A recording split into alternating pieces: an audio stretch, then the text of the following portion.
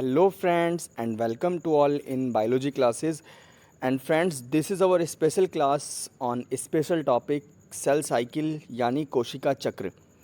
तो फ्रेंड्स, ये वो टॉपिक है जहाँ से एग्रीकल्चर और बायोलॉजी दोनों कम्पिटिटिव एग्ज़ाम्स में क्वेश्चन आते हैं।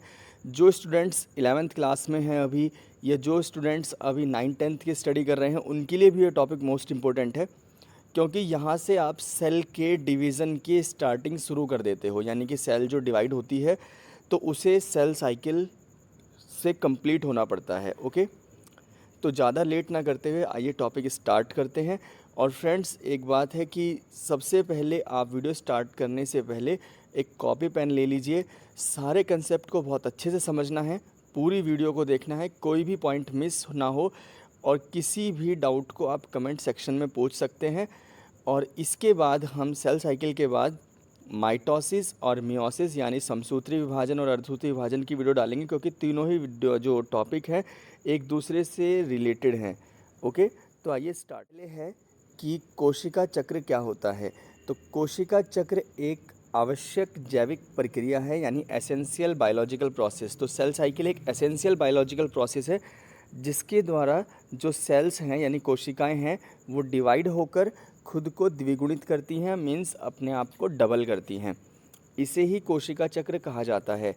तो स्टूडेंट्स, आप सभी के लिए हम बता दें कि सेल साइकिल एक एसेंशियल बायोलॉजिकल प्रोसेस है, यानी कि अगर सेल साइकिल नहीं होगी तो बॉडी की ग्रोथ एंड डेवलपमेंट यानी कि वृद्धि और विकास नहीं होगा।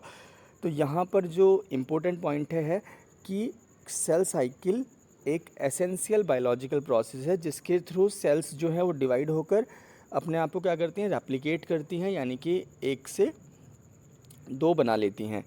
इसके बाद क्या होता है कि सेल साइकिल द्वारा एक कोशिका से दो कोशिकाओं का निर्माण होता है। मीन्स सेल साइकिल से एक सेल से दो सेल्स का निर्माण होता है, यानी फॉर्मेशन होता है।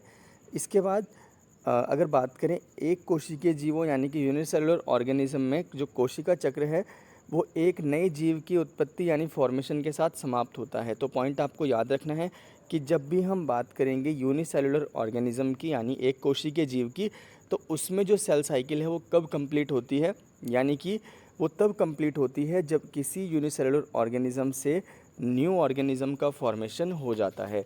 तो इसका सीधा सीधा मतलब है कि यूनिसेलुलर ऑर्गेनिज्म के सेल साइकिल जब कंप्लीट होगी जब उससे कोई दूसरा ऑर्गेनिज्म बन जाएगा। मीन्स एक ऑर्गेनिज्म से दूसरे ऑर्गेनिज्म का फॉर्मेशन सेल साइकिल कंप्लीशन कहलाता है। जैसे कि सपोज़ कीजिए ये एक ऑर्गेनिज्म है यूनिसेलुलर, और इससे दो न्यू ऑर्गेनिज्म बन जाते हैं, तो इस प्रोसेस को एक कंप्लीट सेल साइकिल कहा जाता है।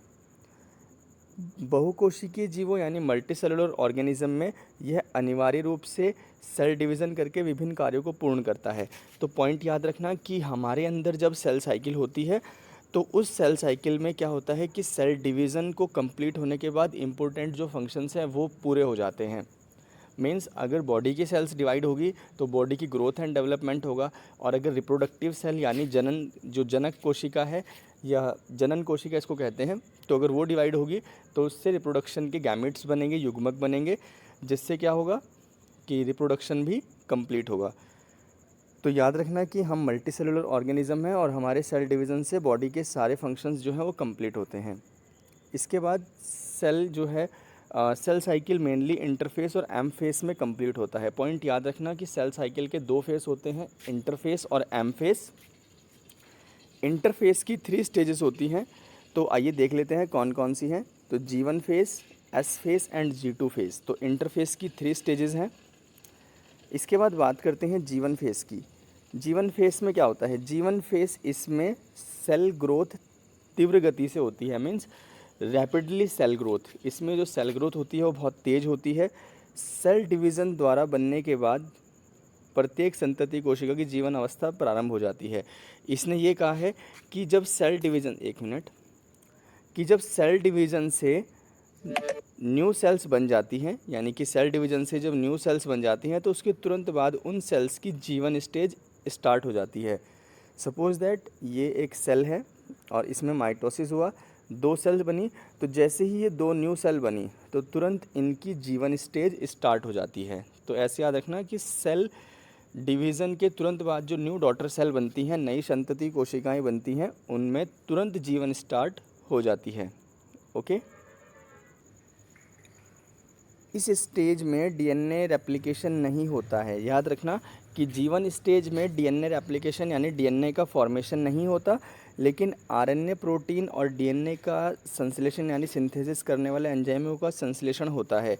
तो पॉइंट याद रखना कि आरएनए प्रोटीन और डीएनए को सिंथेसिस करने वाले एंजाइमों का संश्लेषण होता है। तो आरएनए प्रोटीन बनते हैं और डीएनए को फॉर्मेशन करने वाले एंजाइम्स बनते हैं।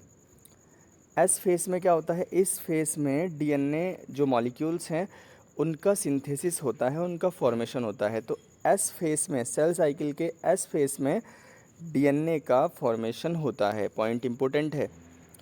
जिसके कारण, एक मिनट, जिसके कारण केंद्रक में डीएनए का आयतन पहले से डबल हो जाता है। तो पॉइंट याद रखना कि DNA doubling, DNA replication, DNA formation किस स्टेज में होता है, तो ये एस फेस में होता है।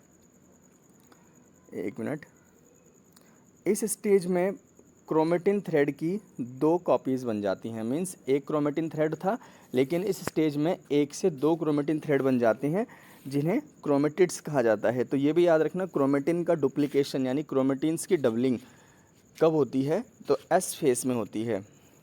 इसके बाद है G2 फेस। इसे सेकंड गैप फेस कहते हैं, या इसको ऐसे कह सकते हो आप कि गैप टू भी इसको कहा जाता है। इस स्टेज में सेल ऑर्गन्स बनते हैं। पॉइंट याद रखना कि इस स्टेज में सेल ऑर्गन का फॉर्मेशन होता है और इसमें सेल डिवाइड में काम आने वाले प्रोटीन और आरएनए का संश्लेषण होता है। यानी कि इस स्टेज G2 स्टेज में सेल अपने आप को कंप्लीटली प्रिपेयर कर लेती है, डिवीज़न के लिए रेडी कर लेती है। तो जीवन में हमने पढ़ा, जीवन में आरएनए प्रोटीन का फॉर्मेशन होता है, G2 में डीएनए का फॉर्मेशन होता है, और एस में G2 जो एस है इसमें डीएनए का फॉर्मेशन होता है। ओके। और G2 स्टेज में सेल अपने आप को प्रिपेयर करती है डिवीज़न के लिए। इसके बाद बात करते हैं एम फेस की, क्योंकि हमारे इंटरफेस हो गई सेल साइकिल की, जिसमें हमारी 3 स्टेज थी, G1, S, G2, जिनके ओवरव्यू और इम्पोर्टेंट पॉइंट्स मैंने आपको बता दिए हैं। यहीं से क्वेश्चन पूछे जाते हैं। इस स्टेज में सेल डिवीज़न कंप्लीट होता है। तो एम फेस में सेल डिवीज़न होता है, कोशिका विभाजन होता है। यह स्टेज कोशिका के आधार पर होती है। एम फेस जो होती है वो सेल के बेसिस पर होती है। सोमेटिक सेल में यह डिवीज़न माइटोसिस टाइप का होता है। सोमेटिक सेल्स जो होती हैं, ठीक है, जिन्हें हम कायिक कोशिका भी कहते हैं, या कहीं कहीं पर उन्हें हम देहिक कोशिका भी कहते हैं। ठीक है।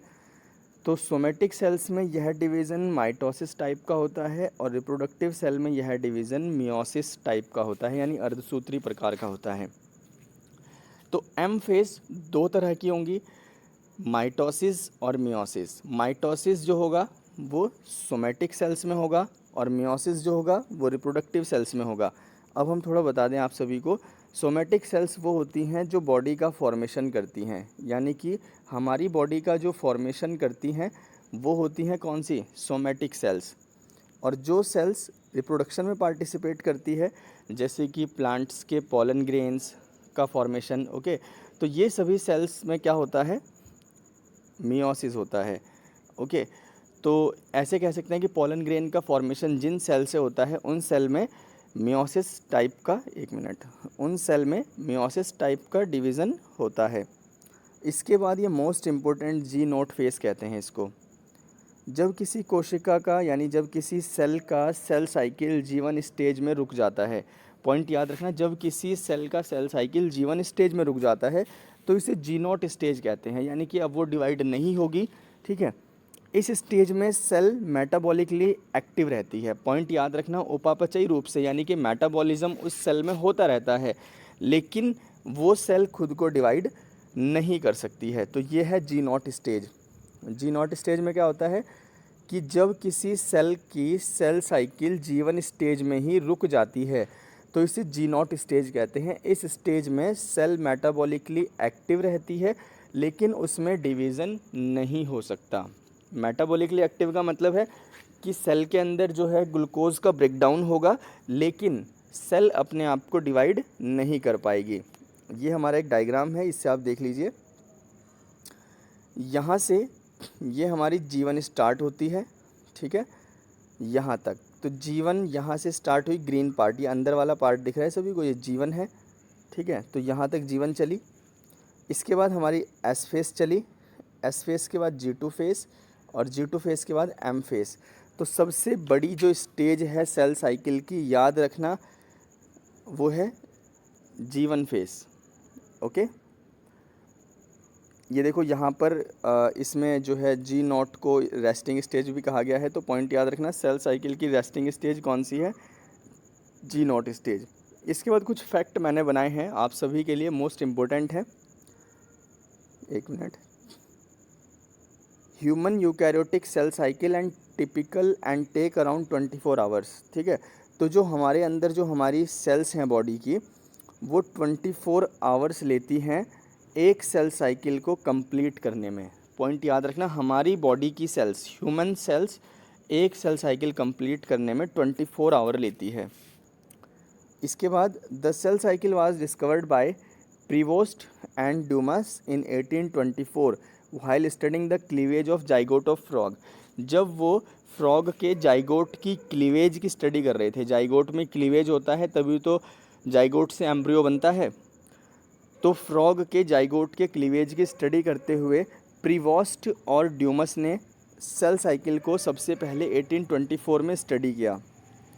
One of the primary chemical regulator of cell cycle. तो सेल साइकिल का प्राइमरी केमिकल रेगुलेटर कौन सा है? साइक्लिन डिपेंडेंट काइनेज, यानी कि CDK। तो जो साइक्लिन डिपेंडेंट काइनेज है CDK, ये प्राइमरी केमिकल रेगुलेटर होता है सेल साइकिल का। और लास्ट है कि during interphase the cell grows and makes a copy of its DNA। तो M फेस की बात नहीं कर रहे हैं हम, सिर्फ इंटरफेस की बात कर रहे हैं, क्योंकि सेल साइकिल के 2 फेस हैं, इंटरफेस और M फेस। तो इंटरफेस में सेल ग्रो करती है और उसमें DNA की कॉपी बनती है। तो इंटरफेस में सेल ग्रो करती है और उसमें DNA की डबलिंग होती है। और M फेस में सेल डिवाइड होती है माइटोसिस और मियोसिस के बेसिस पर। अगर सोमेटिक सेल है तो माइटोसिस होगा, और अगर रिप्रोडक्टिव सेल्स है तो मियोसिस होगा। तो स्टूडेंट्स, ये था हमारा आज का सेल साइकिल टॉपिक। ज़्यादा कॉम्प्लिकेटेड नहीं बनाया है, जो एग्ज़ाम्स में क्वेश्चन आते हैं, जहाँ से मैंने एग्ज़ाम में क्वेश्चंस देखे हैं उसी के बेसिस पर ये नोट्स आप सभी के लिए बनाए हैं। तो आपको हमारी क्लास कैसी लगी कमेंट बॉक्स में ज़रूर बताएं। कोई डाउट हो तो आप पूछ सकते हैं। और इसके बाद हम जो लेकर आएंगे नेक्स्ट टॉपिक हमारा है माइटोसिस, और उसके बाद हम करेंगे मियोसिस। क्योंकि सेल साइकिल जब पढ़ी आपने तो M फेस पढ़ा, M फेस में माइटोसिस और मियोसिस है।